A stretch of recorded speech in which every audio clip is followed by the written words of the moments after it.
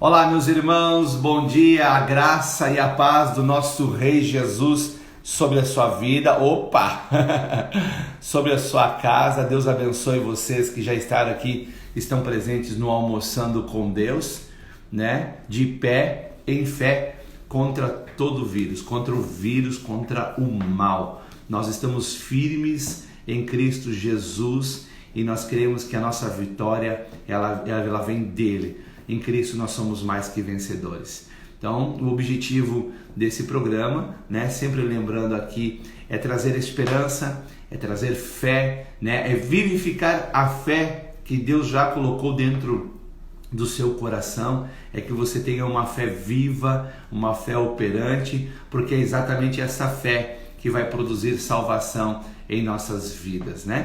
Deus abençoe sua vida, sua casa. Eu quero aqui, antes de dar as boas notícias do céu, né? Nós estamos fazendo uma série de mini estudos a respeito da oração, a importância da oração, pois é a oração que é a nossa ligação, comunicação com o nosso Pai. Nós devemos constantemente estarmos em oração. Jesus assim disse, né? Em outros estudos foi pontuado sobre isso, que nós não devemos esmurecer, ou seja, nós não devemos desistir, nós devemos perseverar na vida de oração, porque o canal está aberto. Jesus, através do seu sacrifício na cruz do Calvário, abriu esse canal de comunicação com o nosso Pai, né? Não foi só o canal que ele abriu de comunicação, mas de herança, de presença, de tudo, né? Mas como nós estamos tratando especificamente de oração, hoje nós vamos continuar falando um pouquinho mais do que Pedro falou a respeito da oração, né? Ontem nós caminhamos pelo versículo 7, capítulo 3, e o versículo do 1 até o 7, e hoje nós vamos caminhar um pouquinho mais sobre o que Pedro falou sobre a oração. Mas antes de eu passar aqui as boas notícias do céu, deixa eu mostrar aqui para você, né, algumas boas notícias da terra, né? Vou mostrar só uma hoje, tá? Mas é uma notícia que eu tenho certeza que vai alegrar muito o seu coração. Como nós estamos vivendo esse tempo de pandemia e esse distanciamento social que nós devemos ter para a segurança de todos, né? Para a segurança de todos. Então, o que acontece? Muitos professores, alunos têm saudade dos professores, não podem dar aquele abraço, não podem fazer aquele cumprimento carinhoso, né, que outrora podia fazer, né? Mas a falta maior ainda é os netos que não conseguem abraçar seus avós nesse tempo, né? Os filhos abraçar seus pais, né? Esse ato tão carinhoso, generoso, né? De transmissão de amor, né? A gente transmite amor de muitas formas, de palavra, com ações, mas um abraço também faz toda a diferença, né? E nesse tempo muitas pessoas não estão podendo se abraçar, estão podendo somente se ver, né? E fazer às vezes uma live, uma ligação para matar a saudade. Mas algumas pessoas têm sido criativas. Outro dia eu mostrava aqui uma ação de uma professora americana, junto com o seu marido, fez ali, pegando cortina de banheiro, pegando plásticos de ensacar alimentos no congelador, mais fita, fez tipo um agasalho onde as crianças podiam vir abraçar a professora. A professora abraçava os alunos, cada criança que abraçava fazia a higienização e aí abraçava o próximo. Agora aqui uma família fez uma grande cortina com braços para poder abraçar. Observe, tenho certeza que isso vai alegrar o seu coração, como alegrou o meu também. Olha só. Hug machine. It's a hug glove. He has called it the hug glove. Okay, so happy Mother's Day, Mom. We're gonna give you a hug on Mother's Day. Put your arms through. So you have to put your arms. I'm putting my arms through the top. And you have to put yours through the bottom holes. Okay. You're shorter. And I get to hug my mom. Perceba, querido, que é algo tão simples, mas é tão bom. Algo tão simples, alegra, emociona. Algo tão simples que toda essa pandemia nos é tirado. Olha As coisas melhores da vida Deus nos deu absolutamente de graça pela sua bondade. Olha a alegria da filha abraçando sua mãe. Yeah, you keep your arms in there, Nanny. E a You get all pessoa the que está hugs today. filmando, eu tenho por certo que essa pessoa já está chorando. You gotta stick your arms in and give your grandma a hug. Olha. Nanny,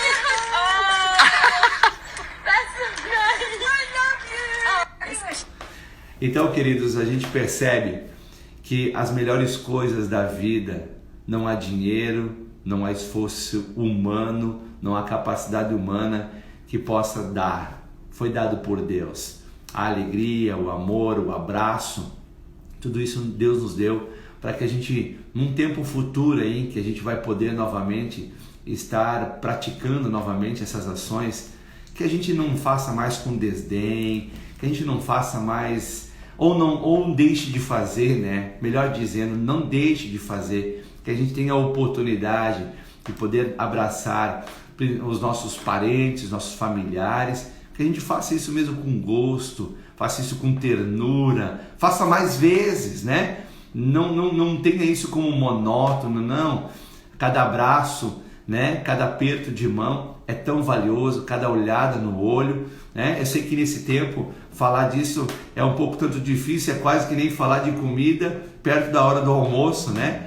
Mas é um momento de nós refletirmos a respeito disso, porque outrora nós estávamos liberados para abraçar, cumprimentar, transmitir carinho, e por razões às vezes banais, né, gente? Banais, nós deixávamos de fazer isso porque deixávamos a confusão, algum problema dominar sobre o nosso coração, e nós esquecíamos muitas vezes de transmitir amor à pessoa que estava ao nosso lado, ao irmão que estava ao nosso lado, que um abraço faria toda a diferença, um aperto de mão, uma atenção.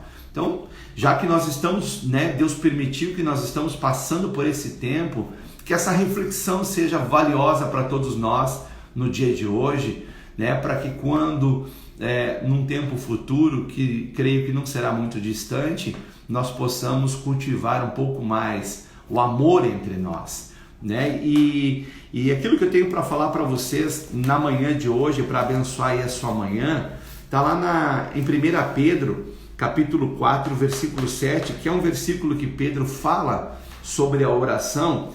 O versículo diz assim, ó: ora, o fim de todas as coisas está próximo.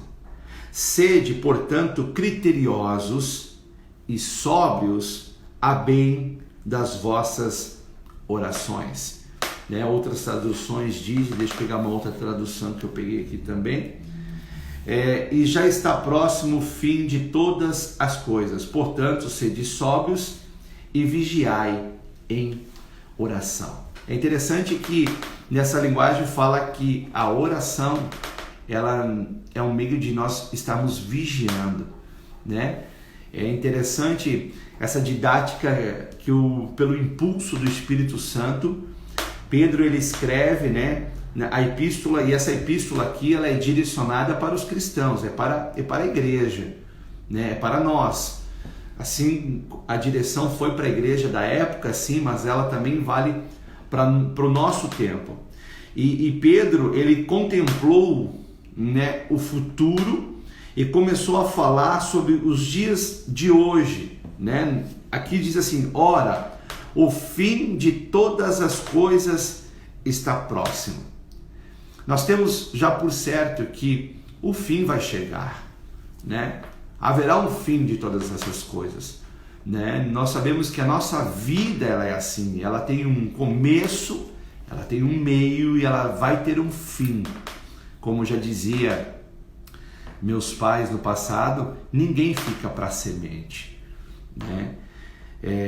Mas quando a gente tem um encontro com Jesus, a gente percebe que o fim nosso é o começo na eternidade.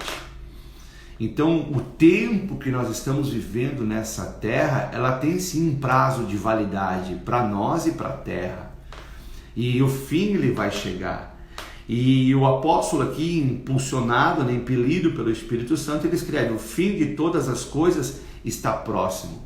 O tempo presente que nós estamos vivendo agora, eles são tempos que a Bíblia já avisava, né?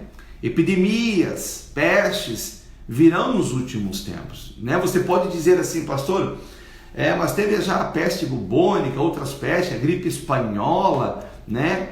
Mas a cada tempo que acontece algo, já está sinalizando para o fim do tempo. E algumas notícias que eu tenho lido, né, e tenho me certificado que são notícias reais, verdadeiras, para não correr o risco, né? Já pensou um pastor trazendo notícias fakes? Aí é para matar, né? Então, além de ler a notícia, averiguar se aquilo ali é verdade e processar o que está se lendo também é importante, porque quando você lê algo e você não processa, aumenta-se a porcentagem de você tomar uma decisão errada. Mas eu estava lendo e me certificando do que eu li, fui buscar outros meios. Algumas cidades na China, tem cidades na China que são muito mais populosas que o nosso estado de Santa Catarina, que alguns estados da Federação do Brasil. Algumas cidades, estou falando. Algumas cidades na China, eles já não estão mais utilizando o dinheiro, por própria orientação do governo chinês. Por quê? Porque eles têm alegado que o dinheiro tem sido um meio de transmissão do Covid. Então eles estão usando uma moeda virtual. As pessoas têm uma conta virtual e elas vão comprar com a senha delas no mercado, na padaria, e a conta é virtual. Isso nós temos vivido já através do nosso cartão de crédito, mas lá eles não estão carregando o cartão, tem uma conta virtual. Então a gente percebe que isso faz parte dos tempos bíblicos que nós estamos vivendo. Porque lá em Apocalipse diz que chegará num tempo que quem não tiver a marca da besta não terá como comprar. Vai ter que ter a marca do anticristo para poder comprar. Então a gente percebe que as coisas estão se caminhando para a própria extinção do dinheiro, né? Da moeda como nós conhecemos, moeda, né? Papel. Né? O próprio primeiro-ministro Boris Johnson da Inglaterra, ele fez uma declaração último dia, orientando aos ingleses que evitassem pegar nas cédulas, porque elas também estavam sendo causadores de transmissão. Ora, quando esse discurso, essa fala vai se intensificando, é normal que as pessoas comecem a evitar o dinheiro, né? Eu mesmo já evito o dinheiro aqui, mas não porque esse medo, é pelo conforto, né? Pela facilidade de você não precisar levar aquele monte de papel na carteira, e você tem um cartão, você passa ali, coloca a sua senha, né? E já há algum tempo que dessa maneira procedo eu. Acredito que muitos de vocês assim também procedem há algum tempo. Mas dentro daquilo que Pedro estava falando sobre a oração, ele começa dizendo, o fim de todas as coisas está próximo. E dentro do contexto aqui do capítulo especificamente 4 de 1 Pedro, ele está falando aqui que Jesus morreu e nós devemos agora fazer valer essa vida que nós recebemos de Jesus. Ele pagou pelos nossos pecados, né? E ele ainda fala ali nos primeiros versículos que quais eram os pecados que nós vivíamos outrora, com concupiscência da carne, as bebedices, a glutonarices, a idolatria, enfim. Mas ele está dizendo aqui, em outras palavras, o mesmo que Paulo escreve a Galácia, dizendo, nós não é para nós andar mais na carne, é para nós andarmos no Espírito. E a partir do versículo 5 e 6, ele diz assim, olha, porque todos nós um dia estaremos diante do tribunal de Deus, e nós teremos que prestar contas das nossas vidas ao Senhor. Então ele faz essa recomendação no versículo de número 7, dizendo, ora, o fim de todas as coisas está próximo. E então ele fala de um procedimento, sede, ou seja, vamos proceder dessa maneira, ou vamos continuar procedendo dessa maneira. Não vamos esmorecer, não vamos desistir, vamos continuar firme na fé, porque só Jesus tem palavra de vida eterna. Maomé não ressuscitou dos mortos, Buda não ressuscitou dos mortos, nenhum papa que morreu ressuscitou dos mortos, né? Maria não ressuscitou dos mortos, José não ressuscitou dos mortos, Moisés não ressuscitou dos mortos, Jesus ressuscitou dos mortos. Então, se tem uma palavra que tem valia, que tem autoridade, é a palavra de Jesus. Então, nós devemos proceder, e ele está dizendo assim, que maneira que nós devemos proceder? Sede, portanto, criteriosos. O que é ser criterioso? Né? Em outras palavras, como é que eu posso definir critério? Né? É um padrão de escolha. Né? Você tem um padrão de escolha seu, pessoal, para você se vestir. Você tem um padrão seu de escolha para você comer. Você tem alimentos que são prediletos seu, que é mediante o padrão de vida que você recebeu, cresceu, foi educado. Né? Para mim, um bom feijão com arroz, né, e um bife tá top, porque é um padrão que eu estabeleci mediante a minha criação, né? Então eu tenho os meus gostos, é um padrão de escolha, não é? É óbvio que a gente não abre mão daquele churrasco, uma costela deliciosa, é óbvio que não, né? Mas são padrões de escolha. E quando a Bíblia está dizendo assim que é para nós sermos criteriosos, nós precisamos ter um padrão celestial de escolha. Padrão celestial. E dentre muitos padrões que a Bíblia nos aponta, Jesus, ele é o exemplo de todos os padrões. A Bíblia diz, falando sobre palavras, a Bíblia diz que da boca de Jesus não saía palavra torpe, não saía palavras sem edificação, não saía palavras que destruíam a alma humana. Ele veio trazer salvação. É curioso que mesmo quando Jesus trouxe palavras duras sobre ali os fariseus, dizendo: ai de vós, fariseus hipócritas, é uma palavra dura, mas não é uma palavra torpe. Ele também não estava mentindo, ele estava sendo verdadeiro, mas a intenção dele é que eles caíssem em si para obter a salvação que hoje eu e você temos. Então nós devemos ter um padrão de escolha. Agora, aonde é que nós teremos um padrão de escolha que não nos comprometa, não mate com a nossa fé, com a nossa esperança? Querido, o nosso padrão de escolha, ele deve estar todo ele firmado, baseado na palavra de Deus. Quando nós temos um padrão de escolha firmada na palavra do Senhor, então as minhas escolhas serão as escolhas do Senhor, porque eu tenho um padrão de escolha qualificado. Em outras palavras, é ter os pensamentos mais altos que os pensamentos, né? Um significado para também o padrão é você ter discernimento, né?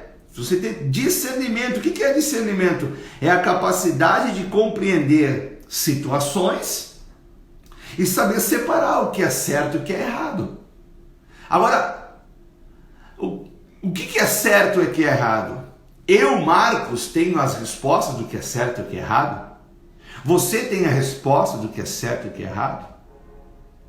As minhas respostas são melhores do que a sua? Ou as suas respostas são melhores do que a minha?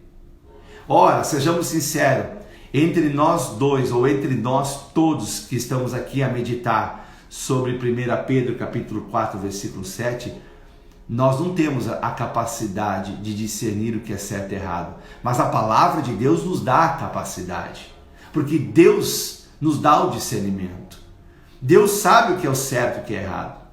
E mediante o critério da palavra de Deus, nós temos o discernimento de saber o que é certo e o que é errado, e a capacidade de saber compreender situações.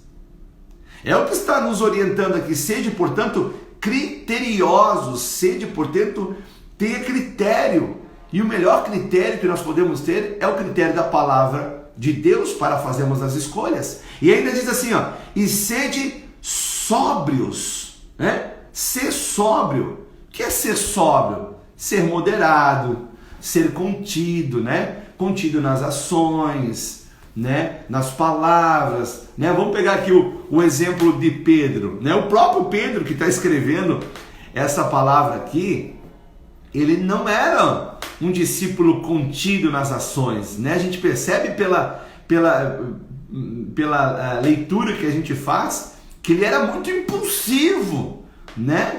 Ou ele era 8 ou era 80, não havia um equilíbrio em Pedro. Óbvio, né? Ele era uma velha criatura, era um homem que estava ainda conhecendo Jesus, aprendendo com Jesus, mas nós percebemos claramente um Pedro diferente quando ele nasce de novo, quando ele nasce do Espírito. Porque o Pedro carnal, não era nem carnal, o Pedro natural, né, que não era salvo, quando ele foi indagado, olha aqui, você fala como Jesus, tu é um deles? Ele disse, eu não.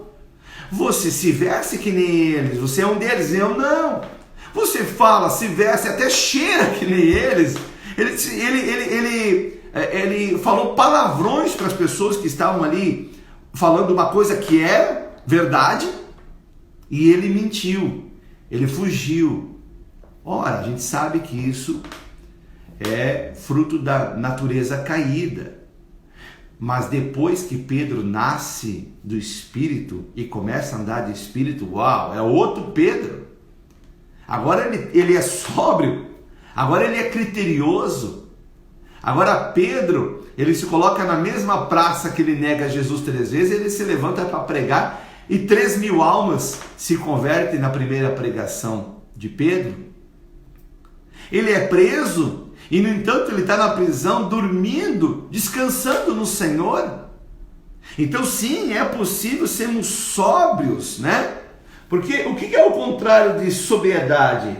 É bebedice, é bebedeira, é estar bêbado, né? E como é que a pessoa fica bêbada? A pessoa fica bêbada porque ela fica intoxicada de álcool. É isso. A pessoa ela fica, né, bêbada porque ela fica intoxicada do álcool. E a Bíblia está dizendo aqui que é para nós sermos sóbrios. Então, para nós sermos sóbrios dentro do padrão da Bíblia, nós não podemos ficar intoxicados com as notícias ruins do mundo. Nós não podemos ficar intoxicados com as maledicências que os homens falam. Nós temos que estar, e só o que nos dá sobriedade como homens e mulheres de Deus é a palavra de Deus. E a palavra de Deus, ela não tem que estar somente na nossa mente, mas ela tem que fazer parte do nosso coração, para que assim ela produza resultado por meio da oração. É o que Pedro estava dizendo aqui. Olha, sede sóbrios, sede criteriosos, né? Prontos, sede sóbrios e vigiar em oração, né? É fato, não tem como escapar. O tempo do fim está se mostrando presente. O tempo do fim vai acontecer, né? Até tem um versículo que é o versículo que Deus deu para fazer essas lives diariamente do Almoçando com Deus. E por que da frase de slogan de pé em fé contra o vírus? É exatamente o que diz Lucas capítulo 21, versículo 36, depois de Jesus falar sobre os acontecimentos dos últimos dias. No versículo 36 ele diz assim, ó, estejam sempre atentos. Mesma coisa, Jesus está dizendo aqui e Pedro está só confirmando, repetindo, porque é o mesmo Espírito. Estejam, pois, atentos, ou seja, estejam vigilantes, estejam sóbrios, atentos, e orem para serem considerados dignos de escapar dos homens que sucederão, né? Orem para que sejam considerados dignos. Olha só a importância da oração. Jesus dizendo que é para estarmos em constante oração, para nos encontrarmos com dignidade de escapar dos dias dos últimos tempos, né? Para que a nossa fé seja guardada, porque é o que ele diz assim, dos acontecimentos dos homens que sucederão, e estar em pé na presença do Filho do Homem. É da vontade de Deus que eu e você estejamos em pé diante do Filho do Homem. E sabe como que a gente permanece de pé diante do Filho de Deus? de joelhos na presença do Senhor, orando, colocando os joelhos no chão, ou orando, se você não pode colocar os joelhos no chão, orando, caminhando. Uma vida de oração te mantém sóbrio e as suas escolhas, elas são criteriosas. E qual é o critério das suas escolhas? A palavra de Deus. Quando você tem uma vida banhada em oração, em constante comunicação com o Pai Celestial, então as suas escolhas são pautadas naquilo que está no coração do Pai Celestial. Lembra que Jesus disse, se eu não me engano é João capítulo 10, versículo 31, 32, diz assim, ele disse assim, eu e o Pai somos um.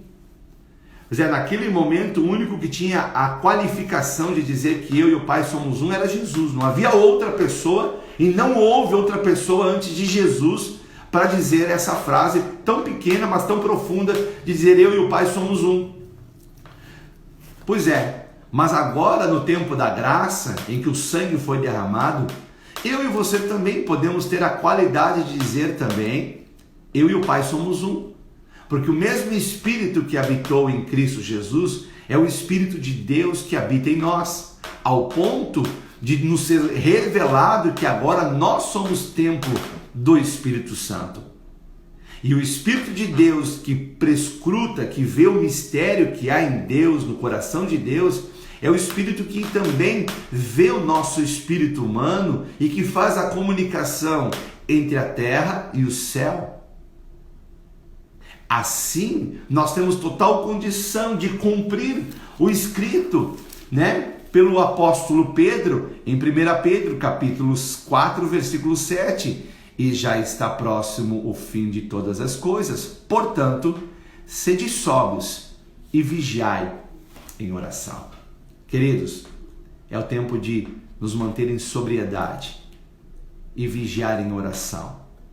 Estar de pé diante do Filho de Deus é estar de joelhos em oração, é estar em constante oração. Porque esta é a vitória que vence o mundo, a nossa fé. Sem fé é impossível agradar ao Senhor.